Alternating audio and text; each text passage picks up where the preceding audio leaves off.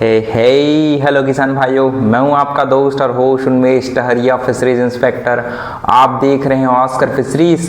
किसान भाइयों, आज हम डिस्कस करेंगे कि अगर आप आईएमसी मछली के साथ exotic carp, silver grass, common carp मछली को एक साथ 6 मछलियों को अगर पालन करेंगे तो उसका क्या टेक्निकल प्रक्रिया होगी।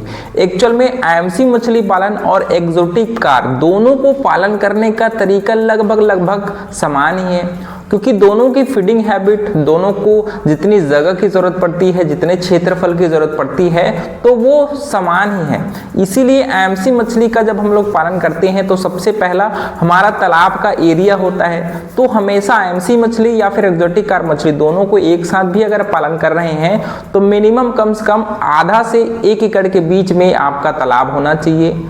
और 1 एकड़ से बड़ा है, 1 हेक्टेयर का है तो बहुत अच्छी बात है। जितना बड़ा तालाब हो उतना ज़्यादा आप आईएमसी और एक्सोटिक कार्प मछली को संख्या में डाल सकते हैं। दूसरा कि जब भी हम लोग आईएमसी या फिर एक्सोटिक कार्प मछली को एक साथ पालते हैं तो तालाब की तैयारी बहुत ही ज़रूरी होती है, क्योंकि आईएमसी या फिर एक्सोटिक कार्प मछली की जो फीडिंग हैबिट है वो ज़्यादा प्लैंकटन बेस्ड फार्मिंग में बहुत अच्छे से ग्रोथ करती है। इसीलिए हम लोग अपने तालाब में प्राकृतिक भोजन की बहुत ही अच्छी मात्रा तालाब में मेंटेन रखते हैं। और इन दोनों मछलियों को पालन करना भी बहुत ही आसान है और बहुत ही कम खर्च में ये मछलियां तैयार हो जाती है। तो आईएमसी मछली, एक्सोटिक कार्प मछली को एक साथ पालन करने के लिए दोस्तों आपको तालाब की तैयारी के समय सबसे ज़्यादा ध्यान देना है कि तालाब में प्राकृतिक भोजन की अच्छी मात्रा हो। इसके लिए दोस्तों आप तालाब को पहले बढ़िया से उसको सुखा दीजिए, फिर उसमें एक फीट मिट्टी को आप तालाब से बाहर कर दीजिए, है ना। उसके बाद दोस्तों फिर आप तालाब की जुताई करवा के उसमें चूना डालिए 100 किलो।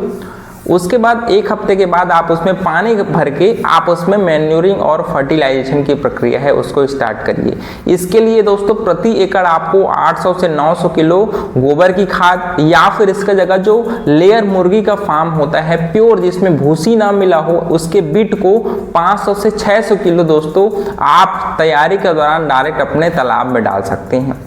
गोबर के साथ आप 5 किलो डीएपी, 5 किलो यूरिया और अच्छी कंपनी का जो प्रोबायोटिक होता है उसको, और 5 से 6 किलो गुड़, इन सभी को एक गड्ढे में 10 बाई 10 के गड्ढे में दोस्तों डाल करके आप गाढ़ा घोल बनाइए। 2 दिनों तक अच्छे से उसको सड़ाइए, फिर उस गाढ़े घोल को अपने तालाब में आपको डालना है। कम से कम पानी उस समय 4 से 5 फीट आप मेंटेन रखिए, है ना।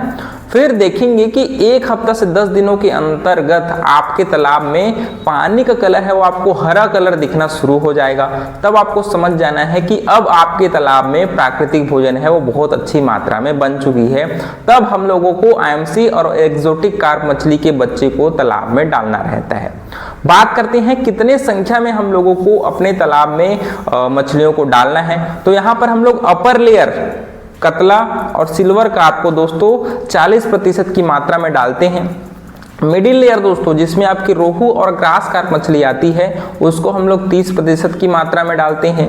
बॉटम लेयर आपकी कॉमन कार्प और आपका मृगल, इनको हम लोग 30% की मात्रा में डालते हैं। तो लगभग 1500 से 2000 की संख्या में आपका कतला और सिल्वर कार्प को मिक्स करके डालेंगे। आपके मिडिल में 30% मतलब लगभग 1000 से 1200 की मात्रा में दोस्तों हम लोग आपके रोहू और ग्रास कार्प की मात्रा डालते हैं। और वहीं लगभग दोस्तों 7 से 800 की मात्रा में हम लोग आपकी कॉमन कार्प और आपके मृगल की मात्रा को डालते हैं। तो लगभग 3500 से 4000 के बीच में, थोड़ी सी मात्रा और बढ़ा सकते हैं, लेकिन हम लोग हमेशा 4000 से 5000 के बीच में ही, अगर आप फिंगरलिंग बच्चे तालाब में छोड़ रहे हैं तो आपको उतनी संख्या है उसको मेंटेन रखना पड़ेगा। बात करें फीडिंग की, तो इन मछलियों को हम लोग, मान लीजिए पैसे कम है तो आप इसको फार्म मेड फीड, आपके सरसों खली, बादाम की खली, सोयाबीन की खली, मूंगफली की खली, है ना, इसके साथ आप राइस ब्रैन, राइस डस्ट, आप गेहूं का आटा, मक्के का आटा, इन दोनों को दोस्तों सुबह सुबह आप मिला दीजिए 50-50 के रेशो में। उसके साथ अगर आपके पास पैसे हैं तो थोड़ी मात्रा में आप विटामिन मिनरल मिक्सचर उसमें डाल दीजिए। और फिर दोस्तों आप उसको बढ़िया से मिक्स करके आटे की तरह गूंज करके दोस्तों आपको तालाब के 4 कोनों में इसको डाल देना है। जितना भी आप खाना डाल रहे हैं कोशिश करिए कि मछलियों को उसके बॉडी वेट के हिसाब से फीडिंग कराइए। आईएमसी मछली जब 10 से 100 ग्राम के बीच में रहती है तो उसको हम लोग 5 से 6% बॉडी वेट के हिसाब से खाना खिलाते हैं। जब वो 100 ग्राम से 250 ग्राम तक रहती है तो उसको 4 से 5% बॉडी वेट के हिसाब से, 250 से 500 ग्राम रहती है तब हम लोग 3 से 4% बॉडी वेट के हिसाब से खाना खिलाते हैं।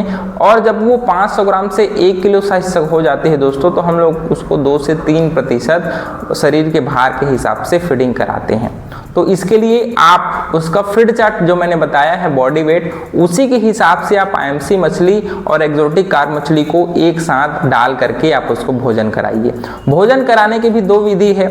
मान लीजिए आप ब्रॉडकास्ट नहीं करना चाहते तो बैग जो रहता है, गनी बैग या फिर जो बोरा रहता है, उसमें छेद करके आप उसमें खाना डाल करके कम से कम प्रति एकड़ 10 से 12 बोरा को आप रस्सी बांध दीजिए और उसमें तालाब के उसमें लटका दीजिए। कम से कम 1 से 1.5 फीट बोरा है वो तालाब के अंदर रहे, जिससे मछलियां उसको जा करके उसको फीडिंग कर ले। इससे ये रहता है बैग फीडिंग से कि आपको मछलियां कितना भोजन कर रही हैं उसका अनुमान लग जाता है और आपको भोजन बढ़ाने की जरूरत है कि नहीं है ये भी आपको पता चल जाता है। तो इसीलिए आपका तालाब आधा से 1 एकड़ के बीच में है तो निश्चित रूप से आपको बैग फीडिंग कराना चाहिए मछलियों को। और अगर मान लीजिए आप 1 हेक्टेयर का आपका तालाब है, बड़ा तालाब है, वहां पर दोस्तों आप ब्रॉडकास्टिंग डायरेक्ट जो हम लोग हाथों से अपने तालाब में भोजन डालते हैं उस प्रक्रिया को आप फॉलो कर सकते हैं। बात करें मछली कब तैयार होती है, कतला और आपकी ग्रास कार्प मछली को तैयार होने में 6 से 8 महीने के बीच का समय लगता है। सिल्वर कार्प और आपकी क्या बोलते हैं कॉमन कार्प मछली को तैयार होने में 8 से 10 महीने का समय लगता है। वहीं दोस्तों आपका मृगल को तैयार होने में 10 से 12 महीने का समय और कॉमन कार्प मछली को तैयार होने में दोस्तों लगभग आपका 7 से 8 महीने का समय है वो लगता है।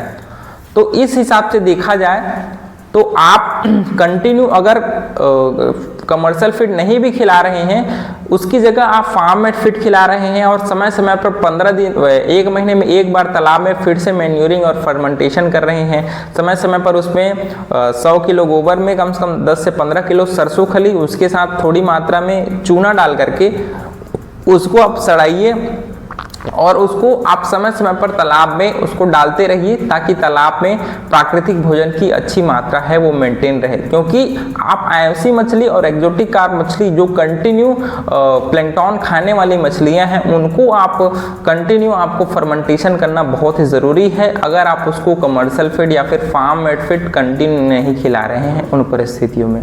उसके अलावा ठंड के महीने में दोस्तों आपको अपने तालाब की गहराई है वो 7 से 8 फीट तक मेंटेन रखना है ताकि मछलियों को एक प्रॉपर जोन मिल सके जहां पर पानी का तापमान है वो बढ़िया से मेंटेन रहे।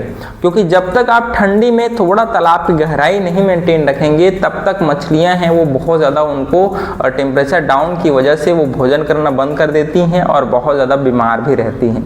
तो इसीलिए ठंड में आपको मछलियों को कोशिश करिए कि बैग फीडिंग कराइए। बैग फीडिंग से आपको ये अनुमान लग जाएगा कि ठंड में मछलियां भोजन कर रही हैं कि नहीं कर रही हैं। क्योंकि अगर आप फीड का वेस्ट करेंगे तो अल्टीमेटली आपका जो इन्वेस्टमेंट है वो बढ़ जाएगा और आपका जो प्रॉफिट होने वाला है दोस्तों वो कम हो जाएगा। तो इस चीज़ों को आप विशेष रूप से निश्चित रूप से ध्यान दीजिएगा। तो किसान भाइयों आशा करूंगा कि आपको आईएमसी मछली और एक्सोटिक कार्प मछली को एक साथ पालन करने का क्या तरीका है उसके बारे में निश्चित रूप से आपको जानकारी हुई होगी। और अच्छा लगा हो वीडियो तो वीडियो को लाइक जरूर करिएगा। ऑस्कर फिशरीज पर नए होंगे तो चैनल को सब्सक्राइब करना बिल्कुल मत भूलिएगा। मिलते हैं अगले वीडियो में, तब तक के लिए बड़ों का सम्मान करिए, छोटों को प्यार करिए और खुद का ढेर सारा ख्याल रखिए। Thank you, thanks for watching.